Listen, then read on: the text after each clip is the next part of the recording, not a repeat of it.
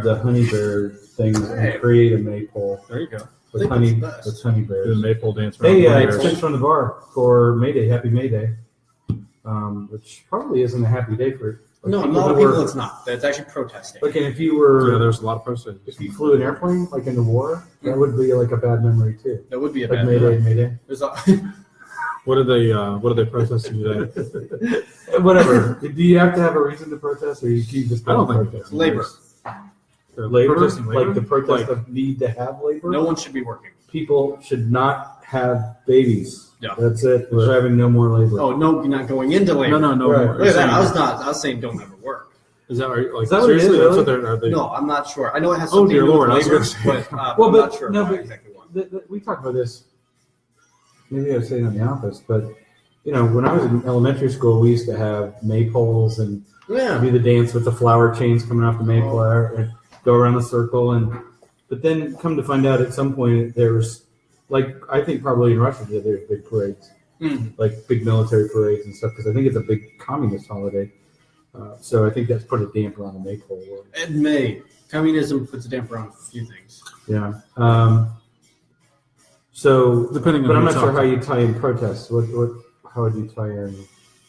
I'm not entirely sure. That was just Jordan, who she's on assignment back at the office. Hopefully she gets a chance to stop in. Right. But that's she was saying that it had something to do with labor and or unions, but I wasn't entirely sure, so I didn't look into it too much on my walkover. Gotcha. Yep. Generally, that's what it has to do with. Well, I'm sure it's very focused and like highly right on point of what someone's trying to accomplish. I think at some point, are you going to run out of time to protest?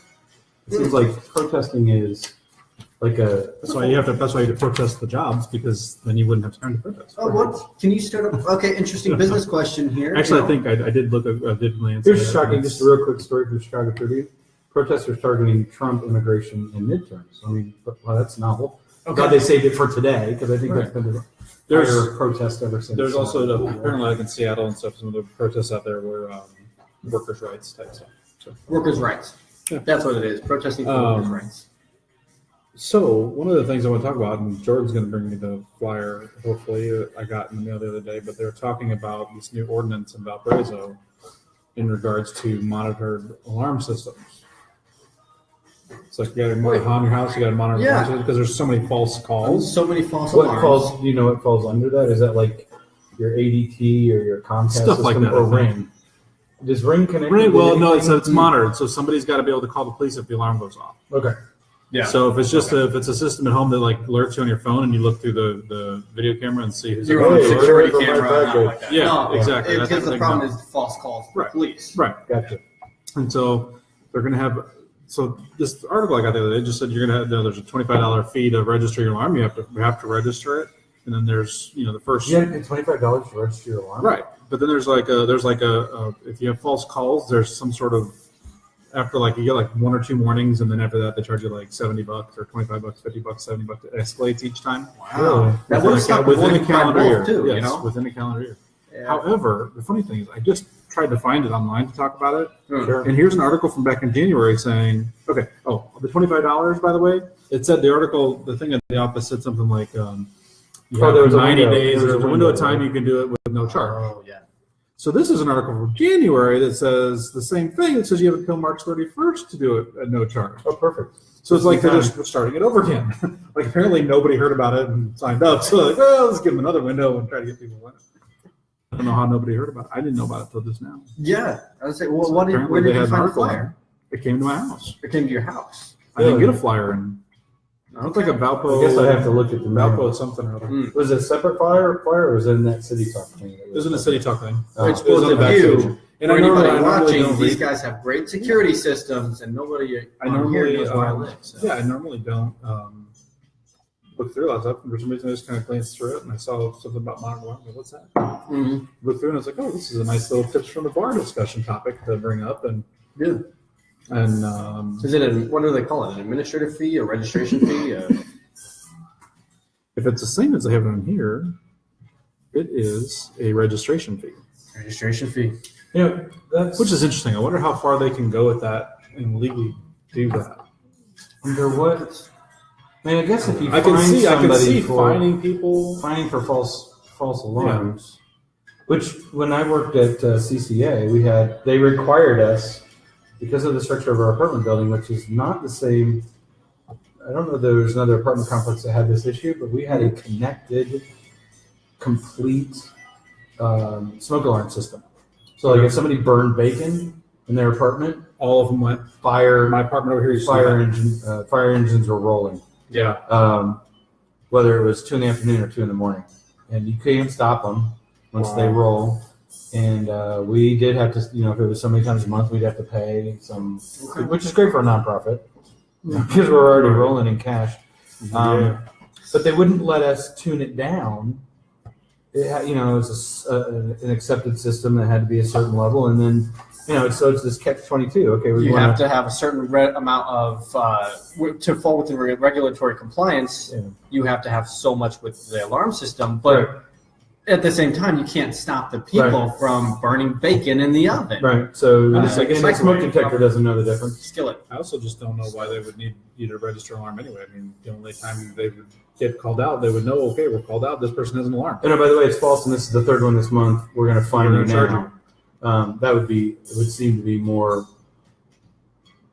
a better way to catch the offenders, I guess. Does that mean if it's not registered that they will not come out to you? No, they don't know the difference. Like when the fire department goes, it'd be sort of on the backside. Because the fire department just goes. They get a call and they go. So then do you get fined if you're not registered and they calls out the police? What's the consequence? Are they going to go through your house and see if you have a security system? Right. I don't have like a connected security system. Yeah. What's the They have a really enforcement big dog though, really vicious. I told everybody that you guys did have security systems. Right, but I'm just saying. No, we do. That's why I'm trying to figure out: do I have to register it or not? What do we have to do? I mean, it's monitored, and something were to happen. Yeah. They usually call us first and say, "Hey, is this false or legit?" Oh, do they? Does the company call you first before it triggers? I mean, the fire department's not calling you. It's like your monitoring company. Yeah. They'll just do like a quick call to say, if nobody responds, then they'll send the police. Yeah. Well, I'm not telling people don't register, but I'm just saying, what are the consequences if you don't register? If your alarm goes off and it calls the cops, I can't imagine the cops jumping on there and saying, "Oh, this one's not registered. I'm not going to be a part of this." Yeah. What's that from? Well, let's ask. Yeah, I don't. So I think there's speaking of the devil, we can ask him. We got a great topic we're talking about here. Yeah, dude. Everybody, this is Fred Grady.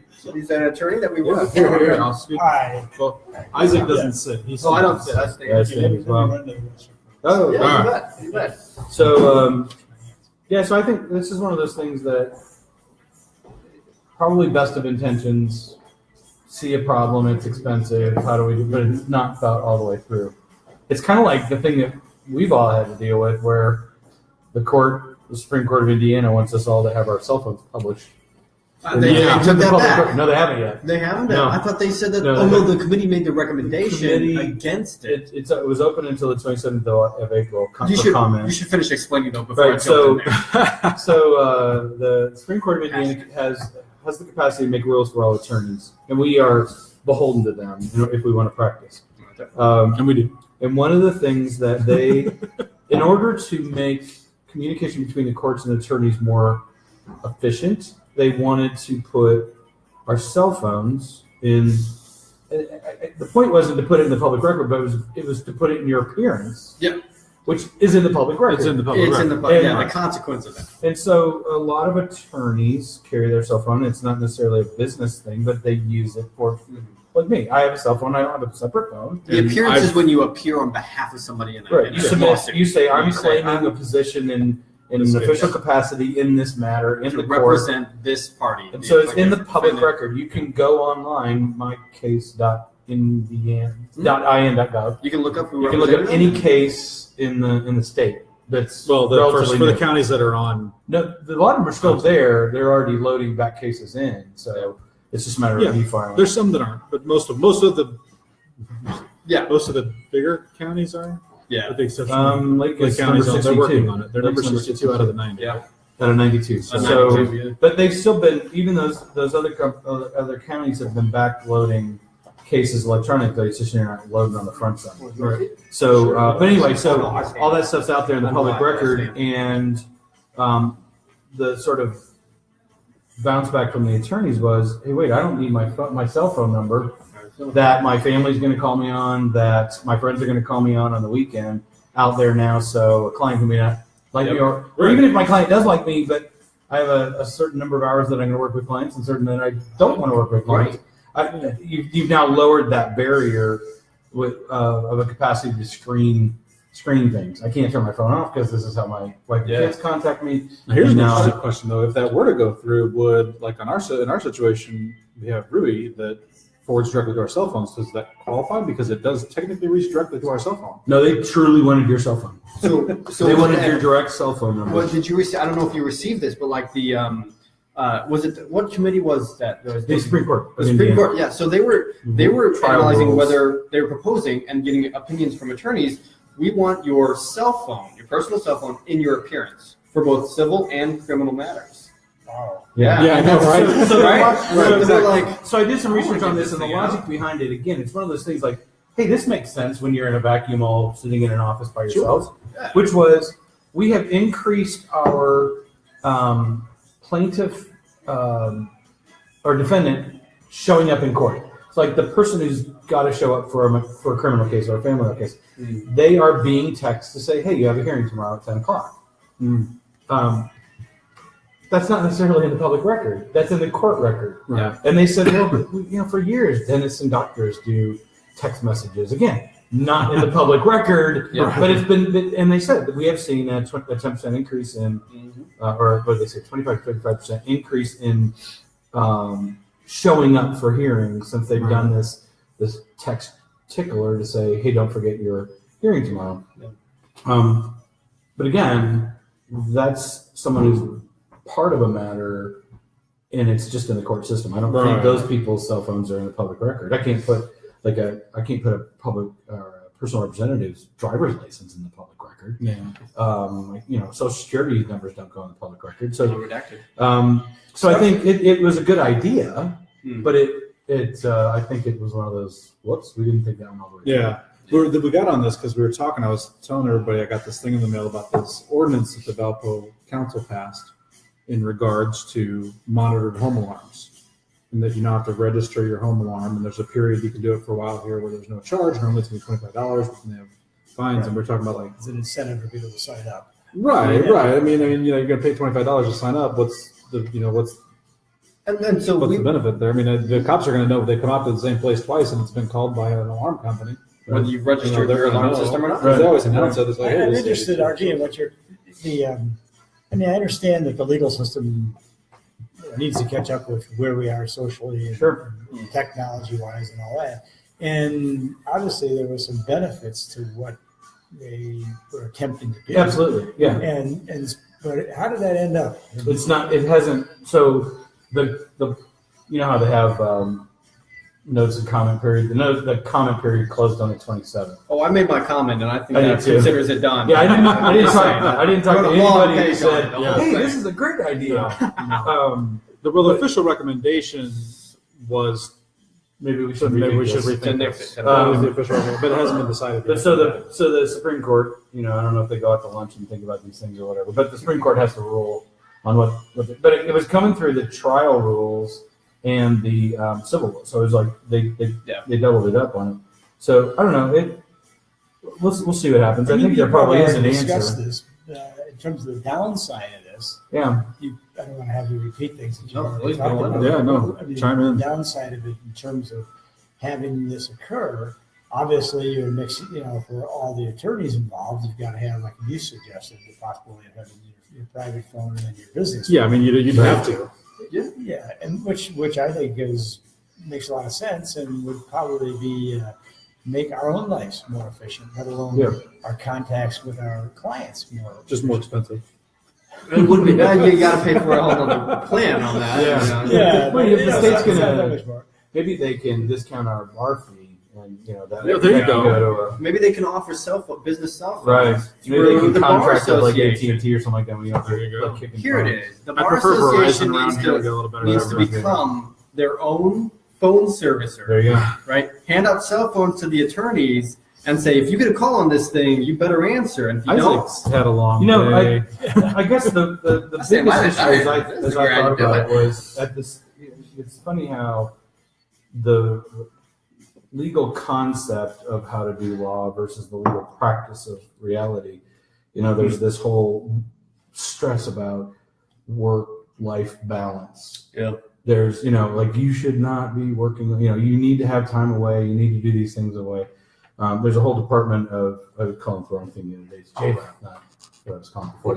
And actually, it may do better work if you separate those things. Exactly. I mean, but if you now have, we don't have a phone line that we have in our office with people answering it during business hours, right? I mean, we have a receptionist service that we point calls to, and they come to us. As many people do as the years have passed. Right, absolutely. Yeah. And so you're losing more and more landlines, more and more people going straight cell phones, and you're doing some filtering services on the outside. But now if I have to publish my cell phone, that's just a different animal. I don't know. We'll see where it lands. And my retort to it actually had a lot of insight into fraud.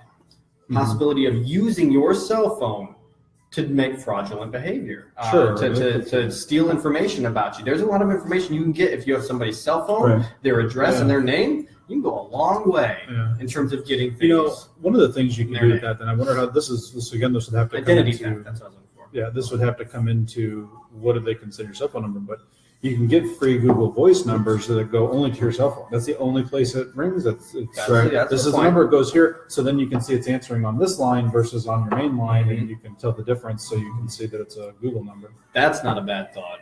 So maybe that's a solution, but albeit the Indiana Bar Association, sponsored by Google. Right. Yeah. Sponsored by Google. Right. They already, let's let them in the door. They already know it's coming. Anyway. I know. It's coming. It's coming. I mean, so now wait. I think they're going to bidding war with Amazon. Oh, that's true. So are you a Google attorney or Amazon attorney? What, Apple attorney? Walmart attorney? Talk about in-house, out-house, cancel. Right. Cancel.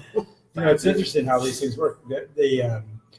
I just had a matter a few years ago, like the last 3 or 4 years, where the requirements were in terms of notifying somebody of a real estate tax sale for the failure to pay taxes and the right of redemption period and all that. And the person that the taxes were assessed against was part of a 18-person criminal case where they indicted, the U.S. Attorney's Office indicted 18 people at once. And I happened to have I was representing one of the people on it, and one of the main people on it was the person whose land was taken away. Okay, so long story short, all the processing took place with all the proper notices by the old-fashioned U.S. mail, certified return receipt requested, all that kind of stuff, and all that was followed, and the person lost the land. And then it turned out that this person died in jail shortly after the proceedings were over. But then his son came along about 3 or 4 years later and attempted to set it aside, saying that I knew where he was. I could have handed him, given to him, mailed to him, provided to him the notices because I was representing the defendant in the same case in which he was. Yeah. And the argument was, well, you knew where he was, you had an obligation, and the court ruled, well, that's not what the rules say. Right. Exactly. The rules say you can mail. And I don't necessarily have to be concerned with other people who are, indicted in the same indictment than my client, since my client was on the very other end of this whole thing. That's beside the point. It's like, well, I get that makes sense, and the rules need to catch up with where we are socially and everything else. But that puts you in a bind, because if you were to do it otherher, if you were to that's improper service. Right. That, and then you would have been held. You'd have to mail it to the jail, and then somebody had to still send it back. But I think then that also, it's good the court did rule that way, because would you then be responsible for remembering every client you've ever had, and saying, and the associations with the cases that they had outside? Now I know that they moved from this place to that place because they had a court. That would have gone way over the top. When the sale took place and the son came along. Ridiculous. No, that's a win right there. That's a good thing. So again, sometimes we are friends or happy with the way the court makes decisions about stuff. And this is something, that's a rant that you'll hear me go on every now and then, is that court interprets the law. The court system is not there to write the law or come up with. That's what we have a Congress for. That's what we have. Is that what lawmakers? That's what they're supposed to do. I know. I'm sorry. I don't remember rare. Saturday morning. That was still real. It's still technically it's still a thing. My son's in fifth grade and he's watching like the Schoolhouse Rock. This kind of thing. He's telling me about it at home. And I'm like, I remember that stuff. I can't believe how they're still playing those inside like 40 years. Yeah. But we've talked about this before. So court is supposed to just interpret the law. They take law, but you know what? You get some more, I say rural judges with a little bit more discretion, and they might decide, you know what? Don't tell me the law. And then they hold kind of where they hold, because there is some law that gives them discretion. But sure, that's how case law gets done. So. Well, I was having a conversation with an attorney just on the corner here outside the courthouse today, and we were talking about a divorce case. And in marital relations, there's a term called abandonment, which you would think would be a pretty straightforward definition. It's not. And so you read the statute, and it's like, oh, I totally get that. Oh, I totally get it. So there's this type, abandonment's used in 2 back-to-back subsets of the statute, and it makes total sense. And then you go to read the case law, and it's like you all completely redefined abandonment. That actually disfavors the person abandoned. Yeah. It can be a real headache. Well, that whole process is a matter of, in terms of trying to fit our social lives in the boxes in which the law tried to frame us. And that's not always an easy, thing to do. And there are conflicts because, the idea that how we behave and, what is right and wrong morally or ethically and everything else varies as time passes. And to create a legal standard for that is tough. Yeah. Well, I'll tell you what's interesting. So when I was in law school, my next door neighbor was an attorney from Oman. And he was here going to Gulfport to get an LLM, and he was having a terrible time understanding what case law was. And it was so good. He's like, how do you not just have the rule? This is what it is. They have civil law. Everything there is civil law. Case precedent. It's all everything. Every scenario is written down. If there's not, it goes to the legislature and they do their own scenario. They make everything is written down. So you have to find the rule and apply it. That's it. And the real challenge with that is you were touching on, courts are going to have a slightly different thing. Yeah. And then when you start having court conflicts, it has to come up a level and let an appeals court make a decision about it. We've got two opposing sides of the same thing. 2 different courts and so the same law. And so that's where the Supreme Court ultimately, the land comes into play, because now you have an appeals district in California that's different than the appeals district in Chicago, and so now the Supreme Court has to say, well, okay, I see how you both got to this point, but now we have to make a determination about what's going to be the rule, and that becomes the rule. Right. Nothing changed in the wording of the law in any of that process. It could have been written 10 years ago, but now in consistent interpretation. Yeah, so now the Supreme Court lays down the rule and says, well, here's how we're going to define this going forward. And there are a lot of times, though. Don't get us wrong. There are a lot of times where the case law is very consistent. Sure. So there's a lot of times where you can look at the case law and say this. Yeah, you're not going to change the law necessarily. Right. No, I mean there's a lot of times where it's very consistent, but there are these things like abandonment that just have gone haywire, and there are some of those. Well, right, and I think it's important to note just what you said, because I'd say the vast majority of the interpretations of legal principles are pretty consistent. Yeah. Just as a little bit of quick background, so Fred joins us today. We've known Fred for a number of years. I've known Fred for 10 years since I used to be in another job. And he still allows me in here. Yeah, well, even long before I wanted to be an attorney or became an attorney, I knew Fred in other circles. But Fred's been a guy we've been working with over the course of time. He's given us some, as we're all young in the law, Fred's got some great experience that we're able to learn from, and he's been super generous with his time and his capacity to just, be patient with us. I think sometimes when we're trying to figure out why isn't this stuff we're talking about case law, he's lived it and breathed it through the court process, and so we haven't, and so it's helpful to have these types of folks who are willing to help give us some direction, help us learn, so we can do a better job for clients going forward. So I'll tell you, I'll give it. Thank you. That's very nice, but there's two sides to these coins. Well, we just look at the positive side. Right. I'm going to keep carrying on.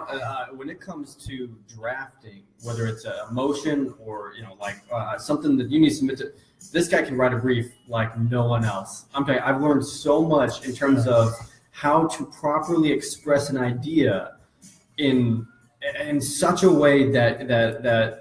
You never knew you could rewrite a brief so many times, did you? Right? I felt the same way. Amazing. But when you get done with it, you look at it, you say, "That's beautiful." That right there definitely makes a difference. Exactly the way that it needs to be raised. It's that balance of trying to figure out what you have to say to the court and what you want to say to the court to make your argument. Yeah, right. Because the court wants to see things presented in certain ways, but you certainly have to make the strongest argument that you can make. On paper, on paper, it all happens on paper first. And the best part is if you believe in the argument you're making, and then you can deal with it's not the issue; it's what's on the surface. It's hardly ever what matters. Right. It's what's behind the issue, what's behind that, and to put that in a framework that addresses what is the real bottom line personal issue involved in this, and that's important to get down on paper and to get the court to understand because. Unfortunately, while there's many very ethical and the vast majority, I would say, maybe that's pushing it, but attorneys are very ethical and want to have the law be followed, whether it helps or hurts their client in a way. I think that we need to pay attention to that because it's not about winning and losing any money. And if that's what it is, then the lawyers belong behind used car salesmen. Yep. There you go. I'm not for that. I'm telling you, anybody who's been with us for multiple sessions, that that this is the reason we respect this guy. This falls right into the realm of what we say in many weeks. That's because my grandparents really spend a lot of money. But anyway, and I'm too old to have those grandparents, so I guess that's not a good argument. Thank you very much, and I think it works both ways because. With the passage of time, when you're a person who's been practicing for 45 years and you don't understand the world's changing very dramatically and very quickly, especially in the law. Yeah, and with the cultural changes that are happening in our societies, with bringing all kinds of different people in, and the growth of rights for individuals and women and men and everything else. There's a lot to think about, and it's having people that experience this in a different way than I do brings a lot of insight as well into what we present to the court. So now, what kind of practice areas? I'll just make a quick plug for it. What kind of practice areas do you participate in? Well, I like to write, and I do appeals, both federal and state appeals. And I like to do contracts, things like that. I'm getting out of litigation just because it's fine when you're young and you think you know everything and you can do no wrong, and no amount of stress affects you. Well, when you get older and you realize that most of what I believe is dead wrong, then it makes it a little harder to do that. So I'm doing real estate and both commercial and residential. Mostly, I like to do the commercial. Yeah, and then I appreciate the opportunity to write contracts for anything, and that kind of thing. But I still have this part of me that wants to argue if I think that something has happened that is wrong and shouldn't have. Yeah. And that's really the lifeblood of feeling and enjoying and working to be a lawyer, is that it's about right and wrong. Yeah. I'll say we've been caught up, Isaac and I can cite a number of situations where, we have our little world the fence lines we want to stay within in our practice areas. But we've had a couple of things just pop into our lives that we're so frustrated with people getting the runaround or on the wrong side of a situation. And so we find ourselves sort of wandering off our little protected ranches and into some areas where maybe we're not as well versed in terms of like the litigation process or whatever it is, but we have such a heart for trying to help people. It's that balance. As I joke with people, I haven't practiced long enough to become callous to some of that stuff yet. I'm still playing from a heartstring standpoint. It's that having that internal of this is just wrong. I hear it's just wrong. I don't care what anybody says. We're going to fight this, but the law doesn't agree. But darn it, it's just wrong. It's sometimes not the law. It's just people. It's sometimes the one case that I'm thinking of that I won't go into detail. I know which one you're talking about. Yeah. Like there was a person who was just being bullied. That's just by another an entity. Yeah. And it was wrong on so many levels, but they just thought, what's she going to do? Yeah. And she doesn't have the resources to push back. She sacrificed everything. Yeah. She sacrificed so everything remarkably and awful. All of herself to make everything happen for everyone else. And then this entity that she helped grow came back and tried to screw over with it. And I couldn't stand for the injustice. I've never morally reprimanded somebody. Isaac is percolating right now. Yeah, I've never see the morally. steam summon. I'll just say I've never morally reprimanded somebody in a demand letter until that point. Right. I had to make a clear statement that this is morally wrong, especially with the principles that they claim to stand upon. Right. It was so hypocritical. Yeah. It was just. maddening. I couldn't even charge her for it at the end of the day. I couldn't. I was like, you know what? This is so much to your credit. But you know what? But I think again, most you guys got me on. We have all gone deep breaths. You have that passion. I mean, Fred, you certainly have that passion too. Absolutely. Even after 45 years, you still have that want to help people who have a need, who aren't going to get help from other people. And I mean, like I said, we haven't been jaded by the life, so we're still fresh, and we still want to we think we can conquer the world, and we think everybody has rights and things of that nature. So we think everybody has rights. Well, they should be. But they should be stood up for. I mean, there's a lot of people. Whatever gave you that idea? Everybody has rights. But I think as we some of the subtleties that we talk about our practice coming into being is that a lot of people don't pursue their legal rights because they don't know how to engage the law. Yeah. And so you literally give up. And this lady that we're talking about would have been a perfect example. It was a person that I work with who was talking to her and just said, hey, give me a call. And I mean, again, it's not my area of expertise. It turned out to be a huge contract issue and a huge overstep by an entity, and there was all sorts of other things in there too. But so eventually I dragged Isaac into it, but we would commiserate in the office, like, what in the heck are these people doing?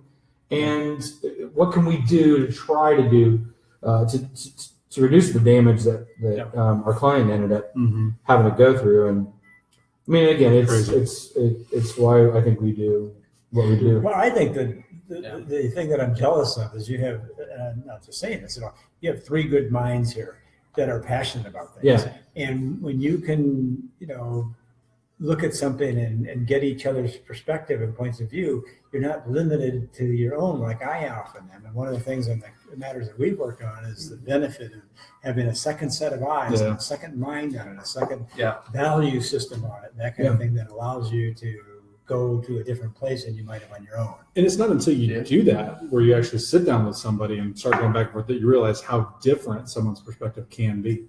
So, because I know that's made a big difference in my life. And I think you can't go into law without some ego. I like to think of myself as not having a big ego, but I also think but I think we all have a pretty big ego. You have to. We all talk at this table. If you're going to stand up and say, doggone and I know what's right. I'm the most modest person in the world. I am the most modest person there. As long as it's a good positive.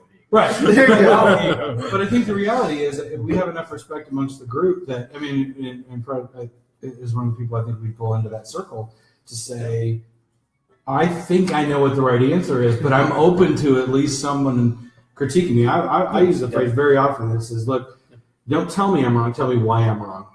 Because we'll both be better for it. Because I'm going to learn, I'm going to strengthen my argument. Absolutely. Or I like that statement. I'm going to get to be a better spot. Or I'm going to prove you that I'm right. But it's also about saying, hey, poke holes somebody else. Exactly. I tell people poke holes in it all the time. It. Get out the red pen. I tell people if I give something, get Absolutely. out the red pen and tear it up. Because sometimes maybe I'll go with you the way you want to see it written. Sometimes I'm going to be steadfast in the way I want to see it worded. Yep. But at least I've gotten another opinion about what we're putting out there, and I think that's super important in getting the best representation we can for our clients. That's it. That's it. The thing that drives all of this on a consistent basis that never falters is the fact that we put our clients first. Yeah. Right. And we hold each other accountable to that. I mean, that's a tough word to use. Say we never falter on it. We hold each other accountable to say we put our clients first. And so even when we're arguing with one another about how to best approach this situation, it's because we're both arguing in the best interest of that client and what we think is best for that. And there are different interpretations, but we push ourselves to that. Well, and just to kind of wrap up on the client we're talking about, I think both of us would have been willing to drag this into court. Oh, I would have. And make this whole thing, call these people out for this in the proper spectacle for which they were creating. They didn't want. They didn't want the transparency to the public. And she didn't want it. But she didn't want it. She didn't want it either. And so it's one of those things where we could have. You got to put your interest behind the clients because they want to do it. Well, but it was her. I mean, we felt that she was being so put upon and getting such a short end of the stick that we had to sort of hold ourselves back. To say, look, and I remember you talking to her and say, look, we could drag this out. It's going to be 2 years down the road, and you know, we can't guarantee what the results are going to end up being. But at some point, they should be called out publicly for what they're doing. Right. And it was one of those things where, you know, we talked through it and thought it's for the greater good of everybody involved. We got her the best we could get her with the least amount of pain for everybody. But you know, as you said, you wrote some scathing commentary before the passion gets too high. Check us out at CCSKLaw.com, FredGrady.com. Is it FredGrady.com or FGW? What is your website address now? Actually, it's bizarre. I don't know. You know what? Google search for it. Anyway, Google search Fred Grady, it'll come up. I think it's F Grade. No, those are addresses. Here, I'll find it. Yeah, that's all right.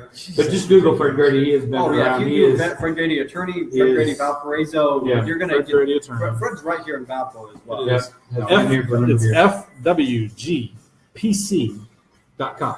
Okay, there you go. FWGPC.com. That's pretty straightforward. Oh, yeah. There you go. Or Google Fred Grady. So, we will be back next week. I posted a blog last week, and I'll follow up with the second part in that series this week. I had 2 phone calls working with clients who are just absolutely befuddled by Medicaid and look back and penalty period. And so I broke it into 2 different blogs: transfer for less than fair market value and the penalty period, which is very confusing for people. And you know, sometimes people won't do something thinking that it's a bigger issue than what it is. Like, I don't want to do anything. Well, we're never going to apply for Medicaid, so it's not an issue. But they don't do anything because they think it's going to be a problem. So, met a family out in the sticks, out in the rural area, in the middle of farmland. Is a house, nothing else but farms. Wow. Went out and visited them last week and talked through an issue, and so much confusion in one conversation, and it's just I hate to see that. So solving some problems there for them, and wrote a blog about some of their circumstances, and then another phone call I had. So you can find that on our CCSKLaw.com website. There's a form there if you've got questions. If there's something you're watching this later and you want to float something to us, feel free to fill out the form. There we go. I think that's it. Thanks for joining us, Fred. Fred, thanks for stopping in. Appreciate it. It's Very been a cool. wonderful resource for us. I'm glad you had a chance to join us, and we will be back next Tuesday, hopefully outside. Ooh, cross our fingers. Right, today's May 1st, right? So the outside places are starting to pop up. So the weather was actually prime for it tonight. It's I think we just forgot it was Tuesday. So we'll try to plan ahead for next week. So there you go. Again, thanks CCSKLaw.com. See you next questions week. And have a grand evening. We'll see. It takes me a minute to get out of here, man.